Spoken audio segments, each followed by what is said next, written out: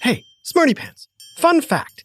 Did you know there are 40,000 thunderstorms happening around the world every single day? All that rain's a good thing, since water is necessary for life. Thunderstorms are also good for the environment, allowing the atmosphere to release energy and provide an electrical balance for the planet.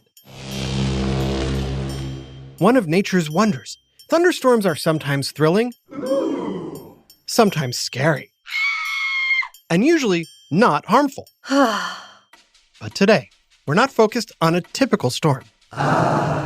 Every so often, an unusually dark and greenish sky warns us that a powerful storm is approaching. A storm capable of forming a tornado. A tornado is a violently rotating column of air, usually attached to the base of a thunderstorm, that touches the ground. Tornadoes can vary in size and wind speed, but the shape is typically the same. In the beginning, skies become black. There might be heavy rains and hail, sometimes as big as baseballs. And then, silence. But the silence isn't the end of the storm. In fact, it's just getting started. Huh? Winds pick up. And I mean really pick up. I mean really, really, really pick up. Tornadoes are loud and rumbling like a freight train. Yes, this is what an actual tornado sounds like. Because wind is invisible, tornadoes are sometimes hard to see. But many times the funnel becomes filled with dust, water, and debris, making it hauntingly visible. And if you see one, or you hear that noise, you must take shelter immediately, because tornadoes are extremely dangerous. In fact, tornadoes are nature's most violent storms, with winds even stronger than a hurricane. So what causes tornadoes to happen? What's the best way to protect yourself from one? And why do some tornadoes make it rain frogs? Ribbit. It's time for another whiff of science on Who smarted? Who's smarted? Who's smart? Is it you? Is it me? Is it science or history? Listen up, everyone. We make smarting lots of fun on Who Smarted. Most thunderstorms, even powerful ones, do not create tornadoes. Still, thousands of tornadoes touch down each year. So where do you think these twisters strike the most? Yes, the United States is definitely the country that gets hit the hardest, with more than 1,200 tornadoes a year. But they form elsewhere too. Any guesses? Shout out some places that you think have tornadoes. How about China? France? Bonjour. Brazil? Australia? G'day, mate. Yep, all those countries get tornadoes. In fact, tornadoes can be found on every continent except one. And can you guess which? Here's a hint. How are you penguins not freezing? Did you guess Antarctica? That's right. No tornado has ever been recorded in Antarctica, which isn't to say it's impossible, it's just highly unlikely. That's because tornadoes require a moist, warm climate, and Antarctica definitely isn't that. But the United States is, and tornadoes have touched down in every state. But they're most likely to strike a part of the Central Plains that includes Texas, Kansas, and Iowa, known as Tornado Alley. Typically during the warmer months, cool air from the Rocky Mountains collides with warm, wet air from the Gulf of Mexico. And when they come together, the colder air is pushed over the warm air, triggering a powerful storm. The lighter, warm air then rises up through the cold air, creating what's called an updraft, which may start to rotate depending on the wind. A rotating updraft is called a mesocycle, and as it turns, it pulls in even more warm air, speeding up its rotation. These spinning water droplets form a funnel cloud, which stretches downward. Now, not all funnel clouds reach the ground, but when they do, they become, you guessed it, tornadoes. So, on average, how long do you think tornadoes last once they're formed? Is it A, 5 minutes, B, 15 minutes? Or C, as long as the storm lasts? The answer is A, only about 5 minutes. But that's the average. The truth is, you never know how long a tornado will last. Some are gone in seconds, while others cause destruction for hours. Up until the 1940s, very little was known about how tornadoes formed, and most people were terrified of them. So much so, the U.S. Weather Bureau didn't allow forecasters to use the word tornado during a broadcast because they didn't want people to panic. Imagine what that sounded like. Chet Nickerson reporting. Looks like we're in for some rough weather tonight. There's intense storms are moving into the area, producing heavy rain, hail, and possibly even a tornado. Can't say that. So bring in any outdoor furniture so it doesn't get blown away by the tornado. Zip it. Stay safe, folks. Next, stay tuned for tonight's movie triple feature, The Wizard of Oz, Twister, and Sharknado. 3 movies about Not allowed. Really? Today, forecasters say tornado all the time, and while storms are still fearsome, we know a lot more about them. Scientists use radar, satellites, weather balloons, and other devices to better understand how tornadoes form. We know the signs of a tornado, and we can warn of a coming strike, usually about 13 minutes before it happens. It's not a lot of time, but it's a big improvement. Needless to say, we're still trying to learn more about these storms. Oh, hey, it's my friend Helen, the storm spotter. How's it going? I'm part of the Skywarn Network, a group of nearly 400,000 volunteers who watch for tornadoes.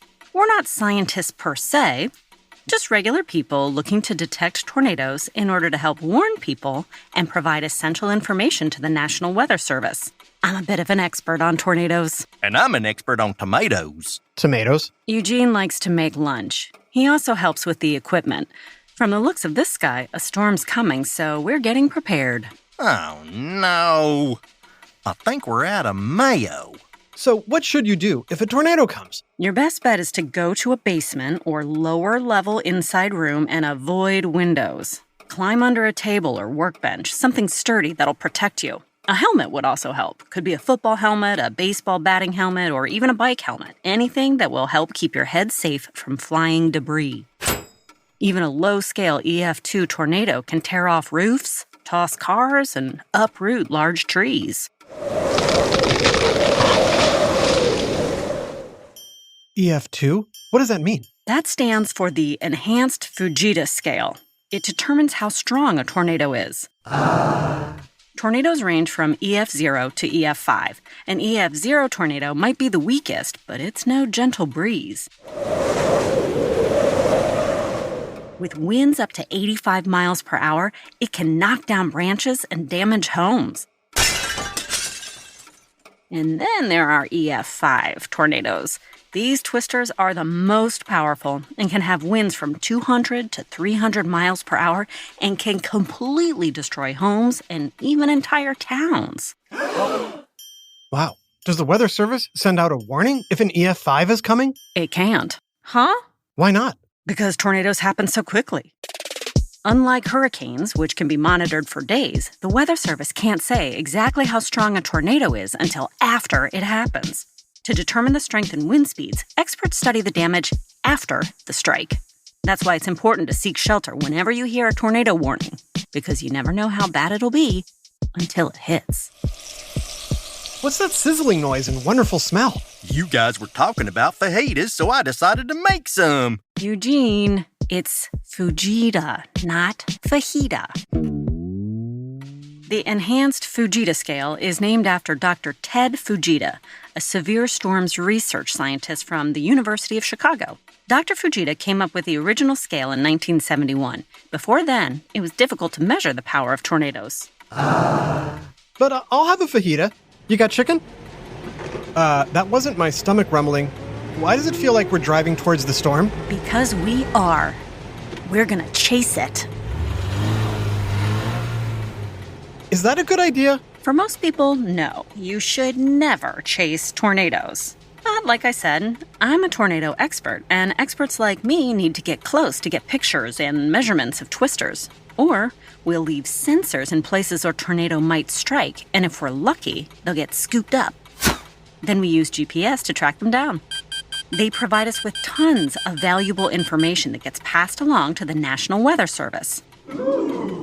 So, are you and your smarty pants friends coming? It seems dangerous. It is dangerous. But we'll keep a safe distance. It'll give me a chance to tell you some of the bizarre things tornadoes do. Like dropping houses on witches. That's just a movie, Eugene. But tornadoes have been known to drop odd things, like frogs. Ribbit.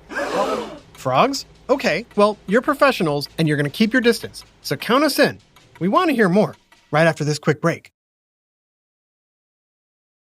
Now back to Who Smarted.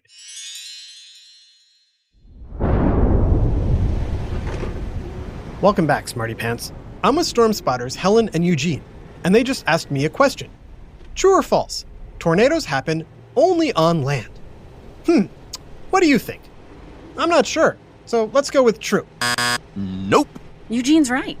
Tornadoes can form over water. Those are called waterspouts.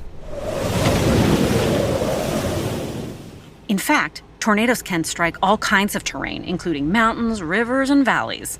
But one place you don't hear them striking much is cities. Interesting. And why do you think that is? Is it because of a city's A, buildings, B, size, or C, pollution? Got your answer? The answer is B, but it's not because cities are too big. It's because they're too small. Tornadoes can and will strike anywhere, including cities. But while cities have a lot of buildings and people, they don't take up much space compared to the rest of a country. And tornadoes like big open spaces, even if that space is over water. Whoa, is that a waterspout right in front of us? Yep. It might not look as scary as land-based tornadoes, but they're still very dangerous. They can overturn boats and send things flying. They can even make it rain fish and frogs. Ribbit. Excuse me? That's right. Waterspouts and tornadoes traveling over water can pull the marine life right out and drop it somewhere else, like on someone's house. That's crazy. One time, a tornado ripped up corn stalks, froze them, and then dumped them, creating a corn hail. Another time, a tornado took the feathers off 30 chickens, but they survived. I've seen pictures where a tornado destroyed a house, but left a birthday cake on the counter, seemingly untouched. Wow, these twisters are twisted. Get it? Twisters? I'll give that one an EF1.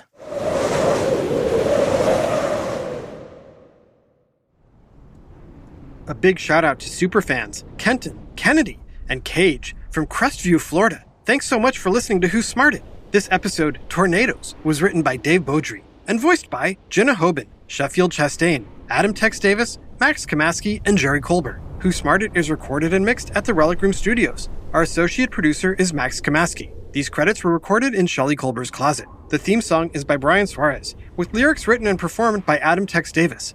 Who Smarted was created and produced by Adam Tex Davis and Jerry Colbert. This is an Atomic Entertainment production.